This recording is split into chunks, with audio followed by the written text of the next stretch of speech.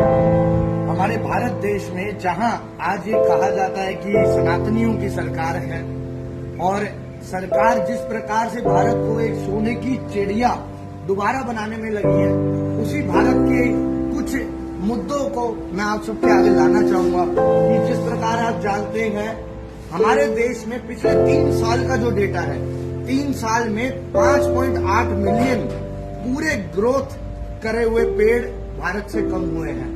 उसके अलावा water pollution के बारे में आप जानते हैं, एयर पोल्यूशन के बारे में आप जानते हैं और किस प्रकार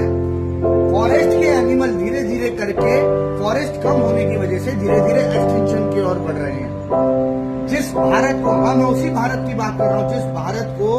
सोने की चिड़िया कहा जाता है, ये बोला जाता है कि सनातन संस्कृति का भारत है,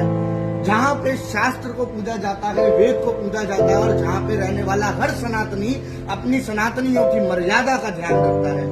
उसी देश में एक माँ के बारे में आज आपको बताऊं, जिसे हम गौ माता कहते हैं। उस गौ माता के लिए आज के समय में ना ही कोई गोचर भूमि रही, जितने भी भूमि थी या तो इंडस्ट्रियल के लिए या रेजिडेंशियल के लिए सरकार द्वारा ऑक्यूपाई कर दी गई, तो ना इनको जीते जी एक अच्छा घूमने के लिए वातावरण मिल पाता है। और पुराने समय में जैसे लोग पशुपालन करते थे, तो पशुपालन करते समय वो हृदय से इनकी सेवा भाव रखते थे।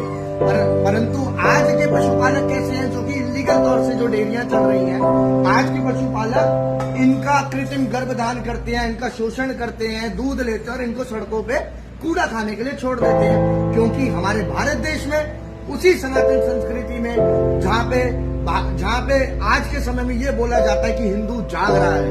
परंतु उसी जागते हुए हिंदू से मेरा सवाल है, कहाँ है मेरी माँ के लिए गोचर भूमि?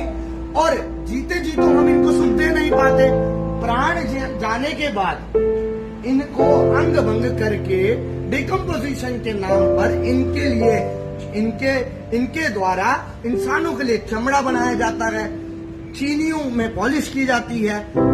अलग अलग प्रकार के जो हमारे टूथपेस्ट आते हैं उनमें गौ माता की हड्डियों का चूड़ा तक मिलाया जाता है और अन्य पता नहीं इनके शरीर के एक एक अंग का किस प्रकार इस्तेमाल किया जाता है। तो हमारे देश में वो लोग सुधारने के बाद हमारी गौ माता के लिए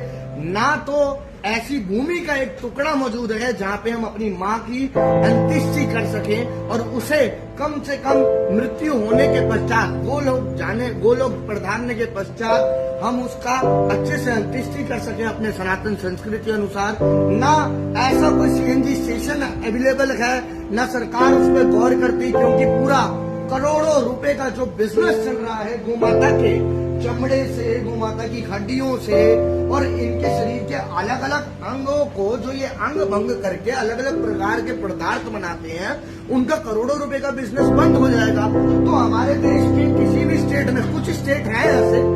लेकिन